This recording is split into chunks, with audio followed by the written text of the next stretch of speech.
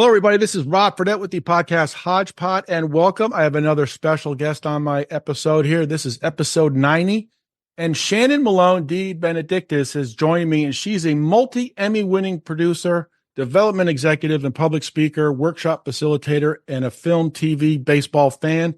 And I am thrilled to hear about her career. Shannon, thank you very much for joining me. I really appreciate you jumping on my podcast. I'm looking forward to it. Happy to be here. Looking forward to the chat.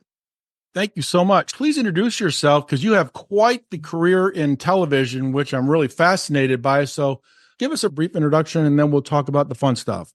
Sure. So I've been in nonfiction television, working for channels like Discovery and Netflix, National Geographic for over 2 decades now. Worked on a wide variety of projects. I started as an editor, putting projects together, gradually moved my way up into producing, supervising producing. And then I went to more the business side and started developing my own ideas. And during that time, I worked for a company called Red Rock Films, and we did a few projects that people have kind of heard of. One was called Secrets of the Whales for Nat Geo and Disney Plus with James Cameron and Sigourney Weaver. We are very lucky and thankful to win the Primetime Emmy for Outstanding Documentary Series in 2021. I've also worked with Netflix on projects like Penguin Town, which won 3 Emmys for Outstanding Nature Series and other things. I've also collaborated with the U.S. Navy. I've worked with Sesame Street, WebMD. I've worked with dogs. I've worked with sharks. I've kind of worked all over the world. And, I enjoy learning. So that's been part of it. Now kind of in another stage in my career, probably my 3rd career now, moving more into workshop facilitation. I've always liked mentoring people and helping people solve problems and talking about my experiences. So that's a little bit about myself. That is fascinating. I'm also a native Washingtonian. There's not many of us. So I want to make that clear. I'm a native Washingtonian. Well, that's very good because I went to the University of Maryland, College Park. I graduated in 88. So I know DC very well. I used to take the metro there on some downtime in the weekends and just walk around DC. I love DC. It's a fascinating town. Thank you. I love it. I'm very proud of it. Very, very proud of it. Yes.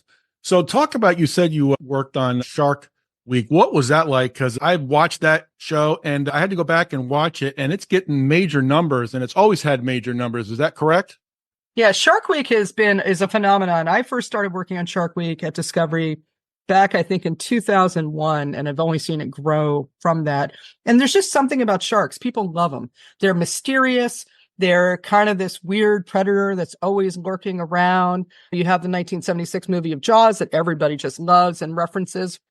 And so during my time, I've worked on probably, I think it's around 75 to 100 shark shows during my career.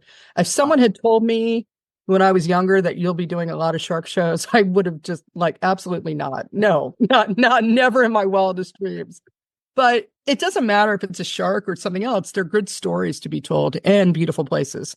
So I've worked on everything from great white sharks off the coast of Australia, different tiger sharks off the coast of Bahamas. I once swam with orcas in New Zealand, because orcas will take out a great white shark any day, any time of the year. Really?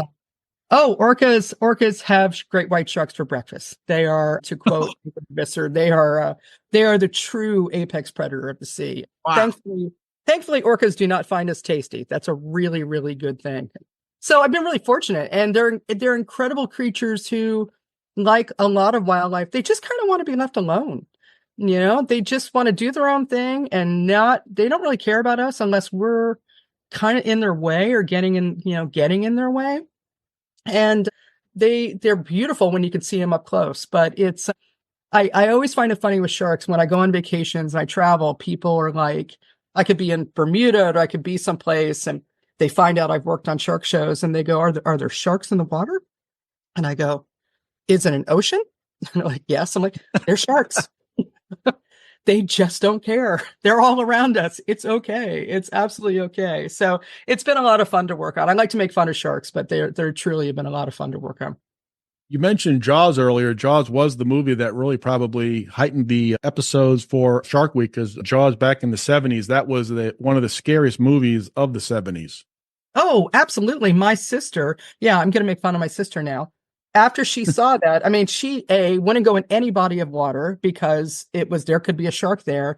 And it's like, it's a pool. No, there's no shark here. You're going to be fine. You're going to be absolutely fine. And then if you're my age, which is Gen X, then you had the kind of hilarious, travesty of Jaws 3D, that awful but yet incredibly funny movie because it had like sharks coming at you in 3D back in the early 80s. So Jaws kind of set the whole stage for people falling in love with sharks. Absolutely. That's a classic movie, Jaws, and the music scores of that movie are just tremendous. I was looking at the viewership or the viewers for Shark Week the last 2 years. 2023, 22 million, and then 25 million this year. Yeah. So that's a huge increase. It's amazing. And I went back to look at some of the episodes just to rewatch them again. And you don't realize how close they get and how they swim in the dark. I mean, they had the cameras down in the ocean, and then you see like it's coming right by the people who are in the water. And it's like, it's very unsettling for me to watch that. For me, it was. How about you when you were like editing it? What was that like?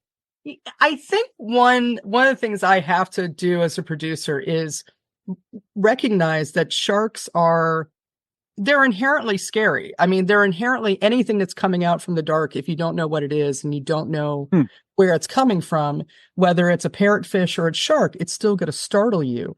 And people want to watch that and have an emotional reaction to it. When you work with wildlife a lot, we're very familiar with their behaviors and what they can do and what they're not going to do. So almost every single time, nobody's in danger, but it doesn't take away from the drama of what's going on. Just the inherent, you're in an alien place. It's their world. Think about the movie Aliens. Think about Alien and Aliens. Yeah. They're in their home. They're in a place that those aliens have taken over, and you're slowly working your way through. So when the divers are in the water and it's dark and you only have a field of vision that's like maybe 15, 20 feet with a spotlight. Yeah. It's their home. You've come in. So it gives you the opportunity to kind of build up that anxiety, build up that anxiousness that you would find on a roller coaster, you'd find on any type of thing. I can just, not to diminish it, but those divers are safe. They know what they're doing. We just want to make sure that we're really kind of accurately depicting exactly what the world is like. We did one where it was with Andy Casagrande and Andy Mitchell, and it was down in Australia. And it was a case of great white sharks. They weren't fully adult. They were subadult great white sharks, which is still freaking huge. I mean, quiet sharks, right? And the cameraman was doing it. And literally he was panning right, and because here was a shark over here. And all of a sudden he stopped, and there was a shark straight out of Finding Nemo directly in front of him. It was a second one had come and was just looking at him. And even we're watching the raw footage. We completely jumped because, you did not expect this shark to be right there as he was panning right. It just so happened there were many great white sharks that were around, and this was just one. So it was a perfect shot, startling, even caught us off guard, and ended up being a great moment, an absolutely great moment. Yeah.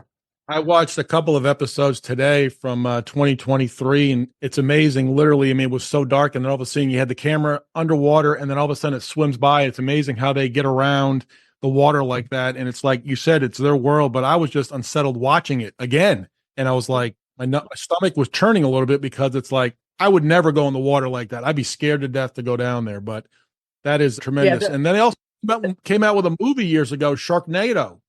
I remember they came out with a movie years ago, Sharknado, with the like tornadoes of sharks. So it's not so incredible. I mean, we laugh about it, documentarians laugh at things like that, but you hear about these cases of funnel clouds forming over the water, sucking up wildlife, sucking up fish, sucking up things, and then dropping them on the street. And you're going, wait, how did that happen? So, is it going to be a tornado that's filled with bull sharks or great whites? Probably not. But hey, that's cool. That's absolutely cool. So look, if you can dream it, go ahead and do it. I love it. I think it's great.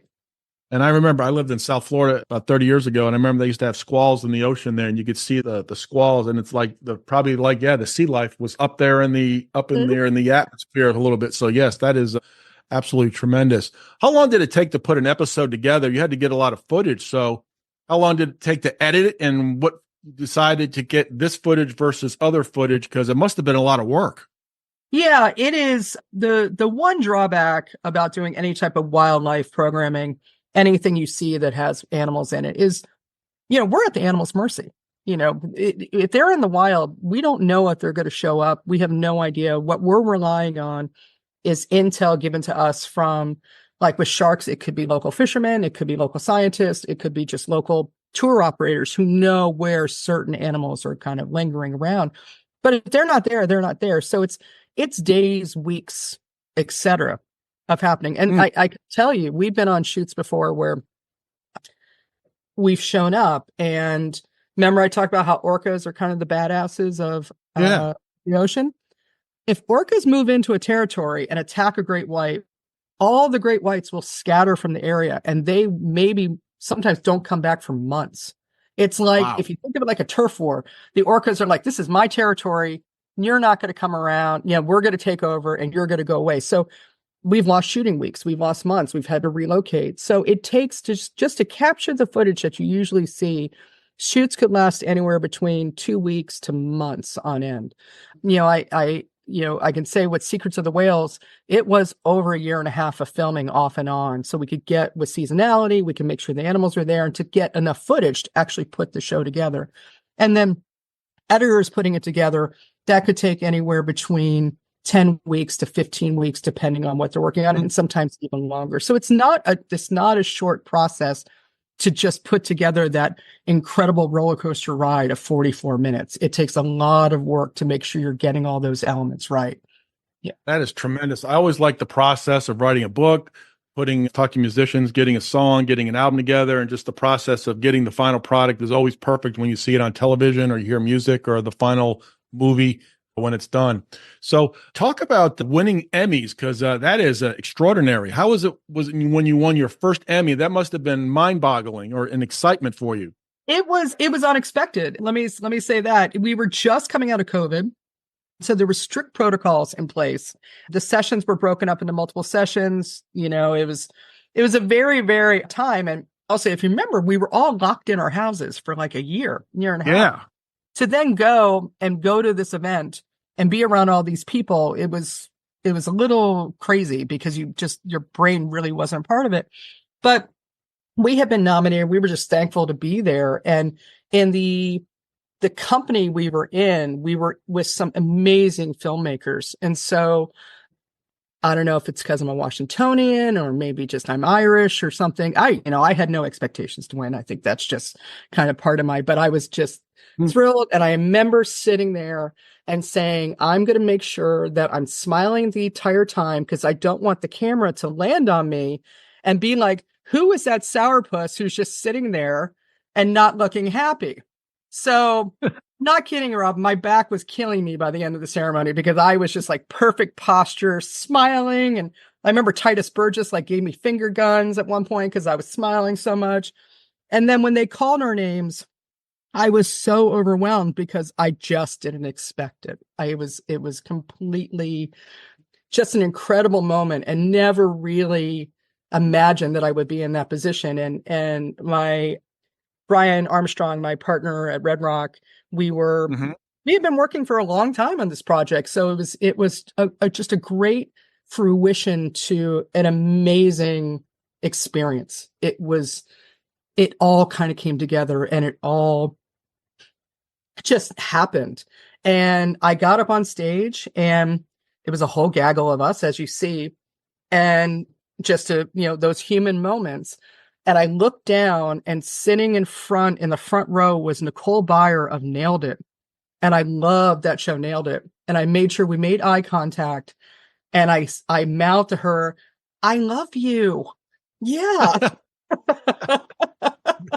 And she looked at me and gave me a happy sign. But it was like, if I'm going to take this moment, I'm going to tell this one celebrity that I really, really like them. So, and we went out and we celebrated and we had a great time and just still kind of absorbed the experience. But I do have to give you one kind of funny story about it. My husband, Steve, he's not in the industry at all. And I'm very thankful he's not in the industry. He does something completely different. And the Emmys were on a Sunday, I think at 4:00. That's an important note. So we won, we left. I'm walking back to the hotel, Emmy in hand. I call him and he picks up the phone and I said, "Hey, we won." And he went, "What?" And I said, "We won." and he said, "Oh, that's great." I said, "Oh, you were watching NFL's Red Zone and you fell asleep, didn't you?" And he goes, "Yeah, you know me." I said, "Okay, that's great, but we won." He's like, "Oh, honey, I'm so happy for you." I said, "Okay, go back to Red Zone. I know that's important. Go ahead." Oh man, that's a great story. That's awesome.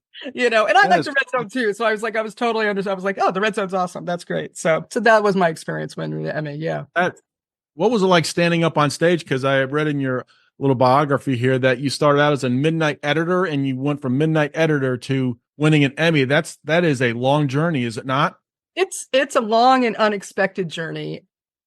As I said, I don't take anything for granted. It's been a wonderful ride. I have an incredibly close-knit family who keeps me very grounded, and I'm very thankful of that.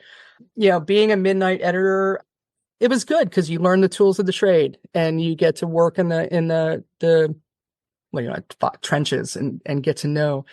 And I think editors would appreciate me saying this is editors are remarkably talented people who are usually trapped in a dark room all the time. And so this idea of not being trapped in a cave and being out to be in public and do things, progressing to that was really, really refreshing and nice for me. So it's been a really, really great journey. And I have fun. I'm thankful I get to work in a career where I get to learn things all the time. And similar to, I'm sure, what you get to meet people and get to talk to people and learn about things. I'm thrilled I get to do that. And I couldn't think of a better career than that. That is fascinating. Talk about working with Netflix and how do you pitch? You have to pitch like a show or an idea to get somebody to take your idea and put it into production. How does that work? It's a complicated process that deals with, it's not just anybody can walk in. You can't just have an idea and walk into any network and do it. Is you have to have levels of representation. The levels of representation, it's not to prevent good ideas, but it's also it's to make sure that things are covered legally, make sure things are covered in terms of the organization is properly structured and can deliver on what they are. And like I've mentioned, my partner and I, both of us, I think combined, when we were in Red Rock, we had a good 30 years in the business. And when you're in this business, particularly nonfiction television, it's a pretty small world. You get to know everybody pretty quickly. And I've had friends comment that they're shocked at how small of a world it is. And so been really thankful that a lot of the people, I worked at a network for a period of time. I was someone who met with a lot of companies. Then I became a producer and continued to nurture those relationships. So working with a company like Netflix or Warner Brothers Discovery or Disney Plus, you work through the right angles. You go through your agent. You go through the proper protocols to make sure that your idea is properly represented. And part of that is not only, I just want to stress this for all creators, is it's not just for the corporation to protect their interests, it's also to protect your interests. If you have an idea and this is your idea, you want to make sure that you got someone who's covering your back when you're bringing that idea in. So was really, really thankful that Netflix, we had a very good relationship with Netflix, people who work there, and it's the same with the other places, other networks. If they know your reputation, they know you do good work, and you have the people who have your back, like an agent, then you can bring your pitch in and have a hearing. Yeah.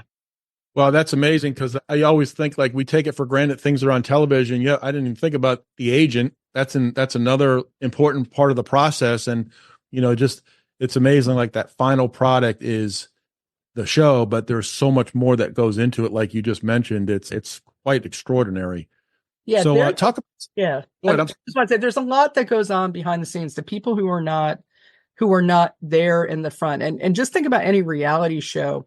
Think about The Amazing Race. Think about all the travel coordinators who have to work on that. Think about all the people getting permits, all the travel. That there's a lot of stuff that goes on behind the scenes that it takes. I've said before, it takes an army to get a show on the air, and it truly does. And agents are part of it, and legal and all those things are all part of it. So talk about Red Rock, the company that I love nonfiction. I love documentaries. I love, nonfiction whether it's political or just stories. I love it. So what's that like putting a documentary together? Well, I joined Red Rock in end of 2012, beginning of 2013. And Brian Armstrong and I, what we had in common was this desire to tell incredible stories, but also we were about telling stories, not necessarily the schmoozing and the kind of, we just wanted to tell good stories. Let me just I'll leave it at that. Let me just say, we just really wanted to tell good stories. And so gradually we grew. We had one commission, then we got two commissions, and we kept growing. And what we found was, my background actually is in art, and I'm a history buff. And then also while I was at Discovery, I did a wide variety of projects that range from history to health to anthropology, you name it. But I had also worked as a network executive on the original Planet Earth. So I'd had some experience in wildlife. Brian worked at National Geographic Television. He had some experience in wildlife, and we saw that there was a vacuum. And so we came together and said, you know what? We can tell these stories. We can do wildlife stories, and we can also do stories about the military and engineering, because we just had that sense of understanding the material and telling a provocative story.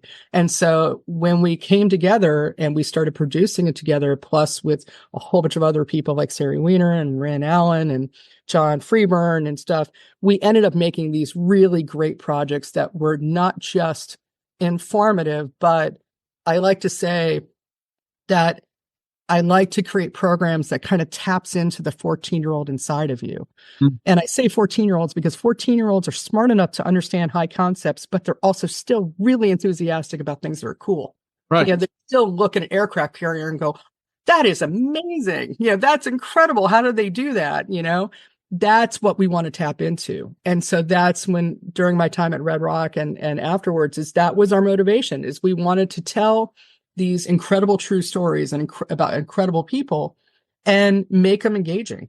And yeah, we had a really good time, whether we were on an aircraft carrier. You know, I remember getting a tour of the Gerald Ford aircraft carrier and working with the commander of the ship.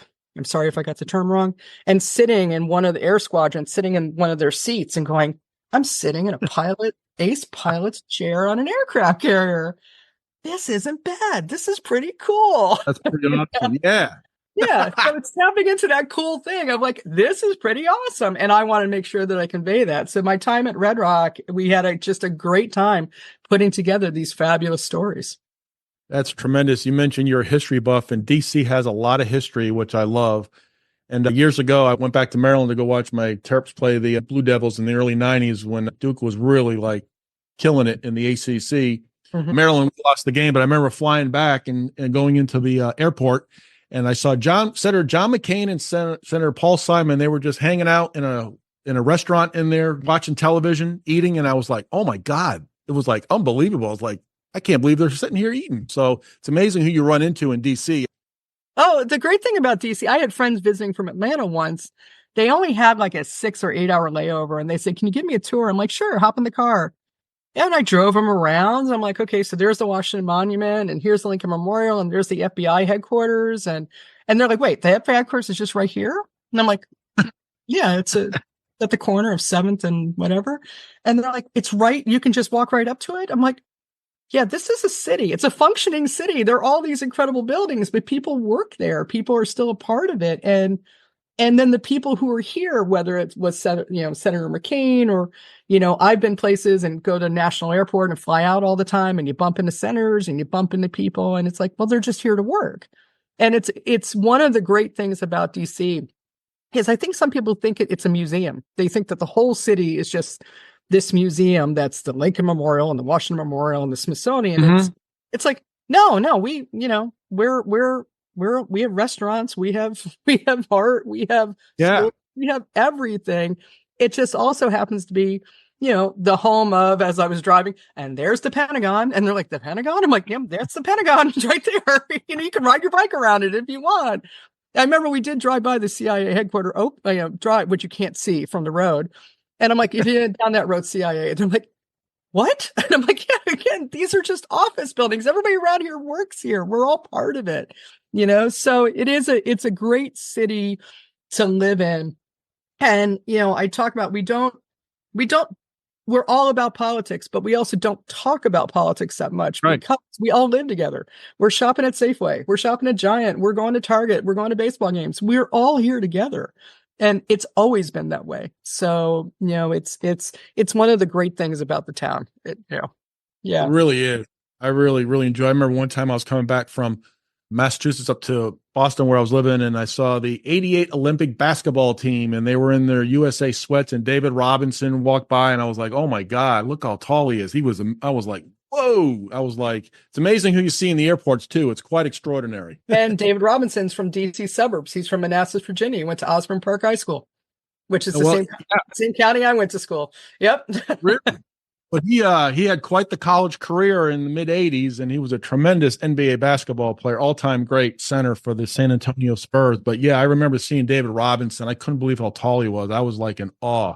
And another time I bumped into the mid 80s, I bumped into the Georgetown Hoya Paranoia, and I saw them in the airport. I tried to get an autograph, but they wouldn't give me one. So that was okay. Not fair. That's all right. Yeah, DC is a great town. I love DC. I also understand you're a baseball fan as well. And who's your favorite team? I think you can guess. I don't think this is going to be hard. National? Yeah.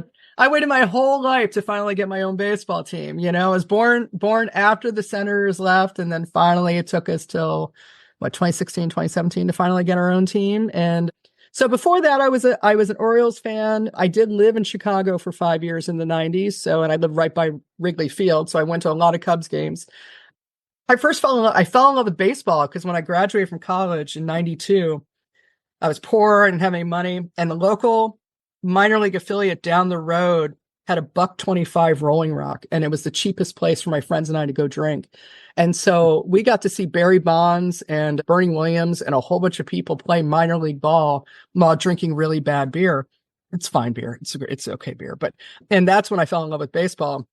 And so when the DC was finally announced that they were getting a team, I was like, I am buying season tickets. So I have been a season ticket holder since the very beginning and went through the heartache of 2012 through 2018. And then where we were so good and so close and just couldn't get over the hump, couldn't get to it. I remember crying after a playoff when we got knocked out in 2012, calling a buddy of mine, and I was crying, and he's a baseball historian buff and lives in Phoenix. And I said, this is awful. This is awful. And he's like, look, it's going to feel better. It's better to feel pain like this than to have a team who's never good ever. And you don't feel it at all. And I went, oh, that's a good point. Okay. I can get better. And then 2019 came around, and, we had no expectations. We had none. And we won the playoff. We won the wild card game, and something felt different. 2019. Yeah. And I don't remember a lot of that October. I didn't sleep a lot that month. Yes, it's very hard. It's hard. The postseason's hard. I mean, I know it's hard for the players, but for the fans, it's really, really hard. And went to all the home games, because being a season ticket holder, went to all the home games during the playoffs and the World Series. And when the Nats won Game 6 against Houston, I got a phone call from Brian from Red Rock, my business partner. And he says, pack your bags. If anybody's going to be there, you need to be there. And he had bought me 2 tickets to fly to Houston and 2 tickets to the game. And again, it's midnight because the game ended at midnight. And he said, pick who's going to go with you. I need a name. And I looked at my husband, and I have had season tickets I've had Katie Martin. I'm going to say her name. Has been my best friend since kindergarten. And we have had season tickets since the very beginning together. And my husband said, I can't do that to her. Take her. And I'm like, okay, she owes you. So I called her, told her. Very nice. She said some crazy profanity about what type of mad Aussie is this guy, my partner. Brian, it's Australian, by the way. I'm sorry. So we flew down to Houston, and we went to the game and cried when they won, and came back the next day, World Series champions. And the funny story, sorry, I know it's going on, but as we're flying back, they're on the East Coast that time, if people remember, on Halloween 2019 was one of the worst thunderstorm cells that had hit the East Coast in years. and the thunderstorm storm cells ran from Richmond all the way up north of Philadelphia. And all the flights coming in were canceled and diverted. So we were touring, flying and circling and circling and circling, and they finally couldn't land us at National. They could land us at Dulles, and there was a window there. And as we're coming in for landing, the plane is just going everywhere. I mean, it is everywhere. It is shaking. It is everything. And somebody sitting in front of us who had gone to the game as well turned and said to the whole group, if we have to die because we won the World Series, it was worth it. And we all were like, okay. Okay, yeah, whatever. That's awesome. That's a sacrifice. That's great. Yeah. That's great that you went to Houston. Yeah, it was a great experience. But look, I love baseball. I love baseball history. I'm currently right now executive producing a documentary in the works about the rivalry between Puerto Rico and the Dominican Republic in baseball. We got access to the Puerto Rican baseball team during the World Baseball Classic and the history behind that. And that one I'm just thrilled about. Again, I have many passions. I love baseball. I absolutely love baseball. And that's part of it. I absolutely. As you can see, I have my hat on here. I'm a Red Sox fan, so I know all about pain and suffering for many, many years. So I feel the pain, and I'm an early to bed person. But when my team's in the playoffs, I am at the edge of my seat and I can't sit down, and very, very stressful. And when we win, I just go up and down crazy. But I have been to Nationals Park. It is a great ballpark. It is absolutely spectacular. It's a good ballpark. I think it's not overly frilly. It does its job, and there's not a bad seat in the house. That is one. There's not a bad seat. And like you said, one thing that is funny about being in DC is like you'll go to a game and over there is Wolf Blitzer, and over there is some senator, and over there is George Will, and you just kind of like, okay, they're here at the game too. They're just here participating in the game. But I have to say, as a Boston fan, you do possess arguably 7 of the greatest games in history of the AL Championship Series when you guys came back and beat the Yankees. That was one of the most unnerving, like just nerve-wracking series ever. And everybody outside of the New York area was pulling for Boston. Everybody. I know I was absolutely pulling for Boston in that series. That was just an incredible series. I grew up there and I live in Memphis now. So I was down here. I wasn't up there, but I remember we had lost in 2003 to the Yankees at Game 7 when Aaron Boone hit that Game 7 home run. It's absolutely devastating. I couldn't sleep that night. I did not sleep that night.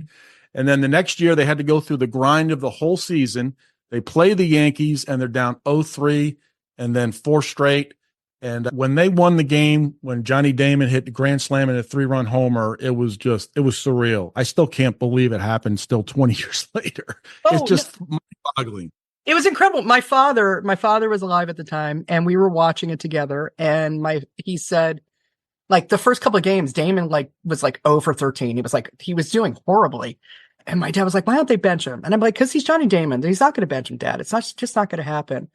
And he goes, you know what's going to happen? He goes, that guy's going to turn on and suddenly he's going to be the hero.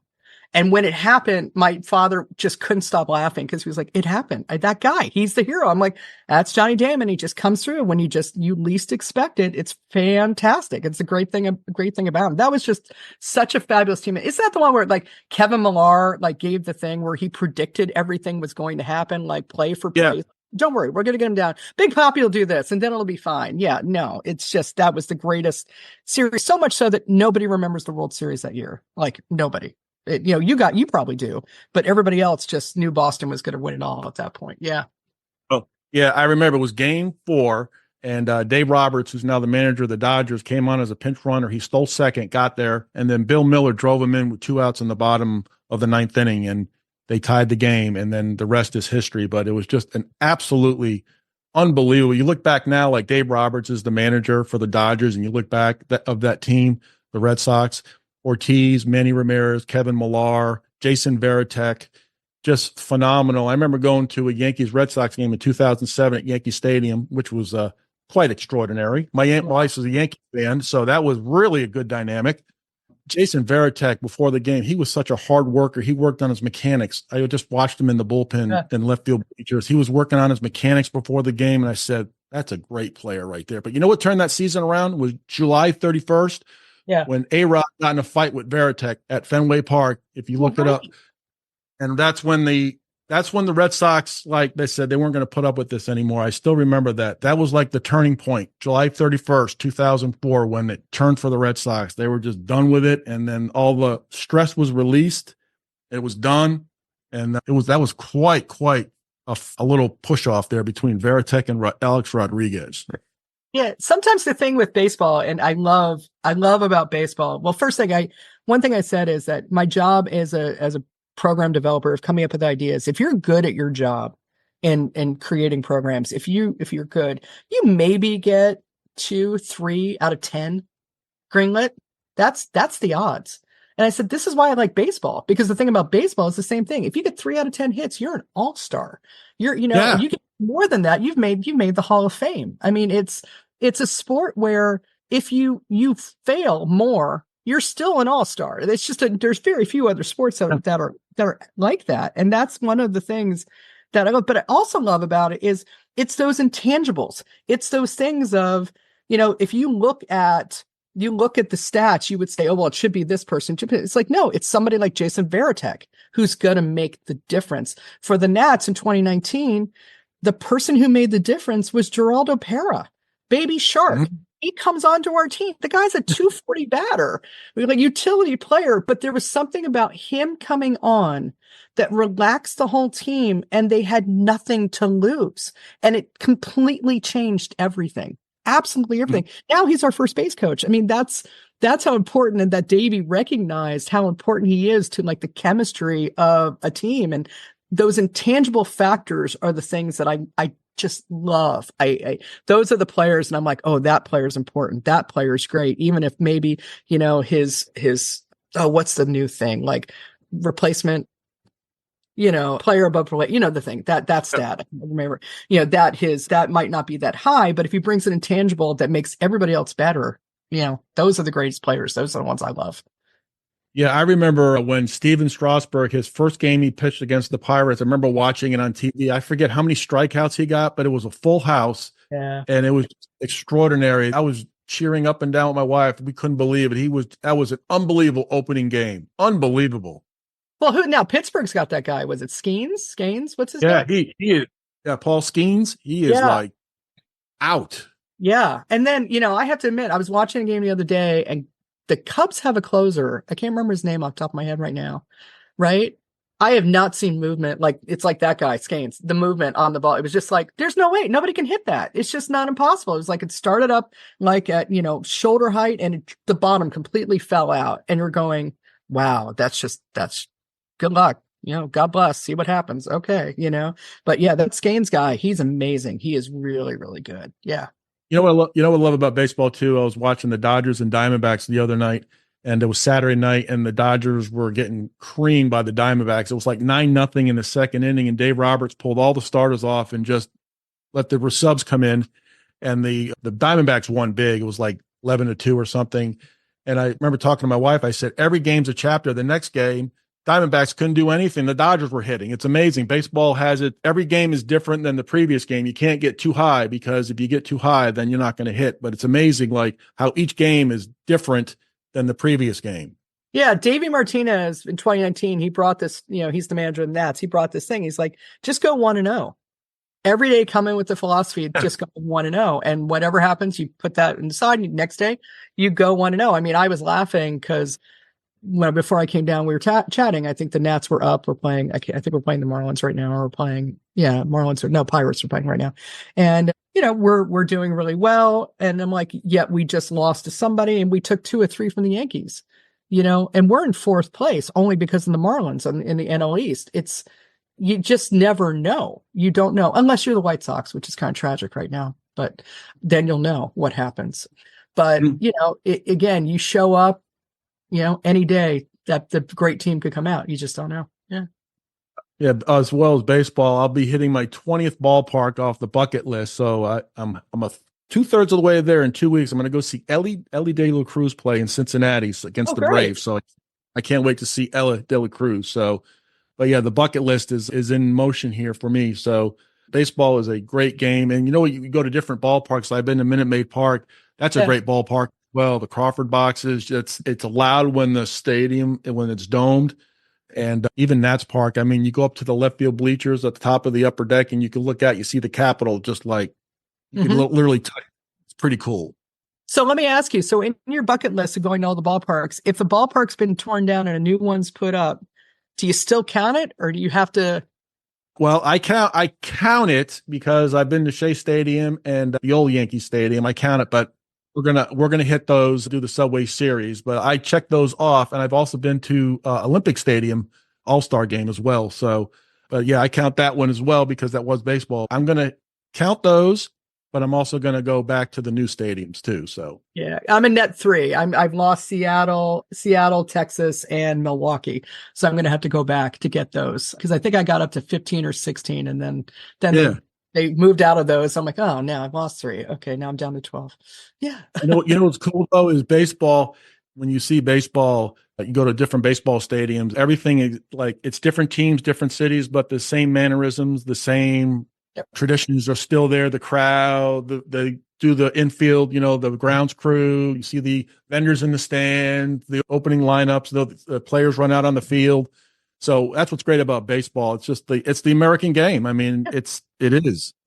It's a beautiful day. It's a beautiful day. It's always a joy. And I love it. Yeah, I'm right there with you. So let's talk about that. You said you like TV and film. What are some of your favorite movies that you like just off the top of your head there? Let's see. I can quote the movie Stripes from top to bottom. That's one movie. My favorite classic movie is Sunset Boulevard. I absolutely just think that is just a absolutely brilliant film. I tend to lean more towards old classic comedies.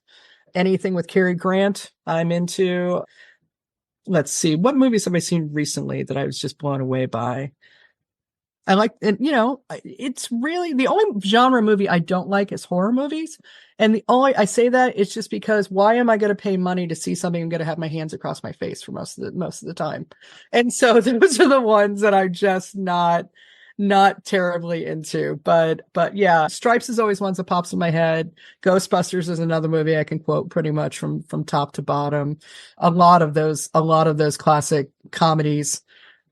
Yeah, those are the only ones that are popping in my head right now. I got to look around. I have movie posters all around my house. Casablanca. You know what movie I like? JFK, because some of it was shot in DC with Oliver Stone's movie JFK. I love that movie just because of what he tried to portray. But I love the scenes of the cinematography, the dressing of what was supposed to be like in the 60s. I thought that was a great film. With all those actors that he got in that film, that was just like it was an all-star team, all-star list. Yeah, that movie, Stone is brilliant at constructing a story. And as a former editor, I love watching his films because of how they're constructed, how they're edited. And the cinematography. But if I notice the editing, like Black Hawk Down is another movie that just the editing is fantastic in it. But that's a great movie. JFK is a really, really good movie. I haven't seen that in a long time.